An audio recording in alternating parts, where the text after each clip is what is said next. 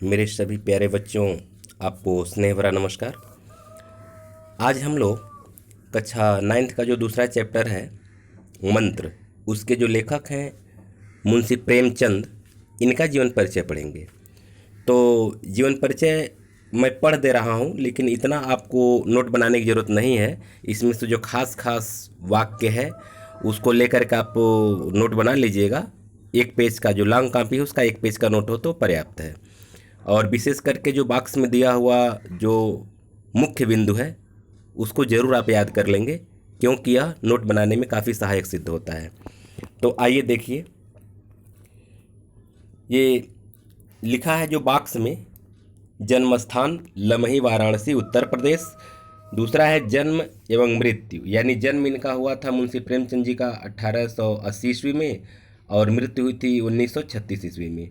इनके पिता का नाम अजायब राय था, माता आनंदी देवी।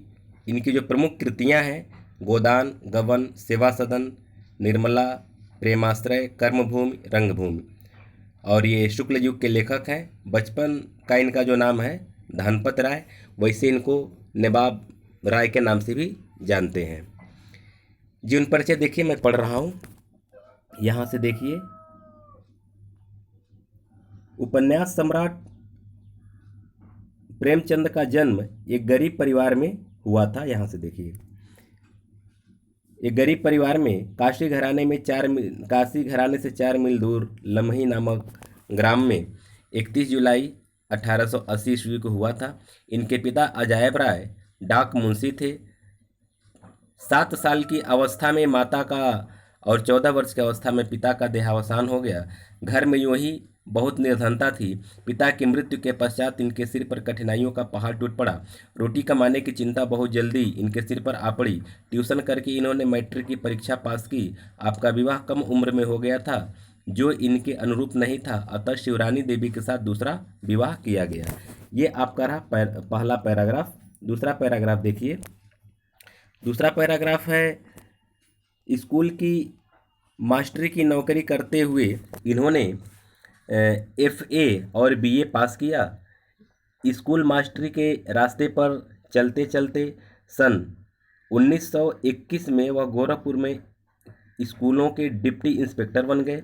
जब गांधी जी ने सरकारी नौकरी से इस्तीफा देने का बिगुल बजाया तो उन्हें सुनकर प्रेमचंद ने तुरंत त्यागपत्र दे दिया।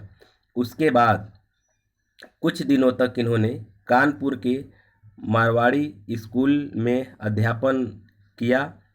फिर काशी विद्यापीठ में प्रधान अध्यापक नियुक्त हुए। इसके बाद अनेक पत्र पत्रिकाओं का संपादन करते हुए काशी में प्रेस खोला। सन 1934 से 1935 में आपने 8,000 रुपये वार्षिक वेतन पर मुंबई की एक फिल्म कंपनी में नौकरी कर ली। जलोदर रोग के कारण 8 अक्टूबर 1936 ईस्वी को काशी स्थित इनके गांव में इनका देहावसान हो गया। अब इनका साहित्यिक परिचय इस प्रकार है। प्रेमचंद जी में साहित्य सृजन की जन्मजात प्रतिभा विद्यमान थी। आरंभ में नवाब राय के नाम से उर्दू भाषा में कहानियाँ और उपन्यास लिखते थे। इनकी सोजे वतन नामक क्रांतिकारी रचना ने स्वाधीनता संग्राम में ऐसी हलचल मचाई कि अंग्रेज सरकार ने इनकी यह कृति जब्त कर ली। बाद में प्रेमचंद नाम रखकर हिंदी साहित्य की साधना की और लगभग 1 दर्जन उपन्यास और 300 कहानियाँ लिखीं। इसके अतिरिक्त इन्होंने माधुरी तथा मर्यादा पत्रिकाओं का संपादन किया तथा हंस व जागरण नामक पत्र का प्रकाशन किया। जनता की बात जनता की भाषा में कहकर तथा अपने कथा साहित्य के माध्यम से तत्कालीन निम्न एवं मध्यम वर्ग का सच्चा चित्र प्रस्तुत करके प्रेमचंद जी भारतीयों के हृदय में समा गए। सच्चे अर्थों में कलम के सिपाही और जनता के दुख दर्द के गायक इस महान कथाकार को भारतीय साहित्य जगत में उपन्यास सम्राट की उपाधि से विभूषित किया गया। अब इनकी कृतियां ये देख लेते हैं, कृतियां किस प्रकार से हैं। तो इनका उपन्यास है कर्मभूमि, कायाकल्प, निर्मला, प्रतिज्ञा, प्रेमाश्रम, वरदान, सेवा सदन, रंगभूमि, गबन और गोदान। ये कुछ नाटक भी लिखे हैं। नाटक है करबला, प्रेम की वेदी, संग्राम और रूठी रानी। जो जीवन चरित्र है कलम, तलवार और त्याग, दुर्गादास, महात्मा शेख सादी और रामचर्चा। निबंध संग्रह इनका एक ही है, कुछ विचार। संपादित जो ग्रंथ है वह दो है, गल्प रत्न और गल्प समुच्चय। इसके बाद अनुदित रचनाएं। अनुदित रचना का मतलब होता है जो किसी दूसरी भाषा का रचना हो और दूसरी भाषा में उसका अनुवाद किया गया हो, अर्थात ये अन्य भाषाओं की रचना को हिंदी में अनुवाद किए हैं प्रेमचंद जी, तो उसे अनुदित रचना कहते हैं।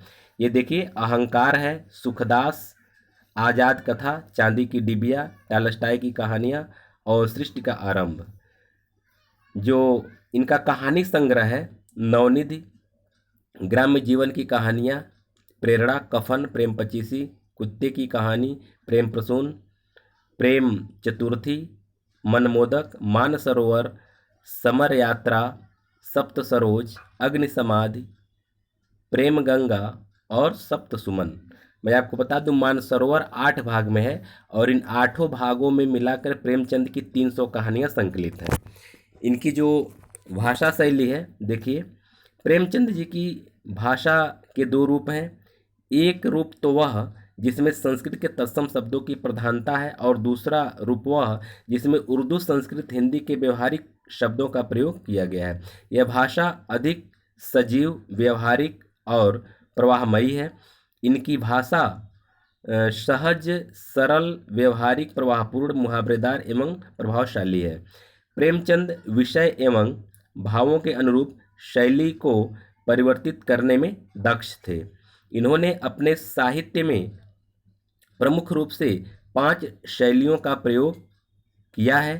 पहला वर्णनात्मक, दूसरा विवेचनात्मक, तीसरा मनोवैज्ञानिक, चौथा हास्य व्यंग्य प्रधान शैली तथा 5वां भावात्मक शैली। मतलब लगभग ये सभी शैलियों में ये अपने जो गद्य लेखन का कार्य किया है और जो काफ़ी रुचिकर और मनोरम बन जाती है, और हर प्रकार के शैली का प्रयोग इन्होंने किया है। जो मंत्र नामक पाठ है उसके बारे में थोड़ा सा संकेत किया गया है कि मंत्र प्रेमचंद की एक मर्मस्पर्शी कहानी है जो उच्च एवं निम्न स्थिति के भेदभाव पर आधारित है, जिसमें लेखक ने विरोधी घटनाओं, परिस्थितियों और भावनाओं का चित्रण करके कर्तव्य बोध का मार्ग दिखाया है। पाठक मंत्रमुग्ध होकर पूरी कहानी को पढ़ जाता है। तो ये रहा मुंशी प्रेमचंद का ये जीवन परिचय। इसके अलावा बहुत से तथ्य उनके जीवन से जुड़े हुए हैं जिनको अगर आप कहें तो मैं वर्णन कर देता हूँ। वो अलग है और वो थोड़ा सा आप उसको लिख लेंगे तो आपका ये जीवन परिचय कुछ काफ़ी आकर्षित भी हो जाएगा। एक बार की बात है, गोरखपुर में ही जब ये डिप्टी स्कूल के अधिकारी थे तो फिर एक गाय उस समय कलेक्टर के ऑफिस में घुस गई उनके लॉन में और कुछ जो फूल पत्ती था उसको चर ली। तो यह बात उस कलेक्टर को पता चला तो का आदेश दे दिया। यह बात जब मुंशी प्रेमचंद जी को पता चला तो कलेक्टर के पास गए और कहे कि सर, ये गाय जो है मान लिया बोध जानवर है, इसको नहीं पता है कि आप इस ज़िले के कलेक्टर हैं, इसलिए वो बेचारी घुस आई है, इसलिए मैं चाहूँगा कि आप यह गोली मारने का जो आदेश है इसको वापस ले लीजिए। तो कलेक्टर ने कहा कि तुम मेरे नौकर हो और तुम मुझे सजेशन दे रहे हो, मैं तुम्हें डिसमिस कर सकता हूँ। इस पर मुंशी प्रेमचंद जी को अपनी आत्मगौरव और अपनी मर्यादा का ज्ञान हुआ, और ज्ञान तो था ही, मतलब इन पर जब चोट पहुंचा तो इनको बहुत बुरा लगा और उसी समय तुरंत त्यागपत्र दे करके उसके मेज पर फेंक दिए और कहे कि अब मैं तुम्हारा नौकर नहीं हूँ, अब तुम गाय को मार करके दिखाओ, मैं अंग्रेज सरकार की नींव हिला दूंगा। उनके इस तेवर को देख करके कलेक्टर इतना डरा कि बाद में गोली मारने का आदेश वापस ले लिया। ऐसे व्यक्तित्व के धनी हमारे महान कथा सम्राट, महान कहानीकार मुंशी प्रेमचंद जी थे, जो ग्रामीण जीवन के चित्र को इतना सुंदर ढंग से उकेरे जो आज तक उनका स्थान कोई ले नहीं पाया, उनकी शैली आज तक कोई पकड़ ही नहीं पाया।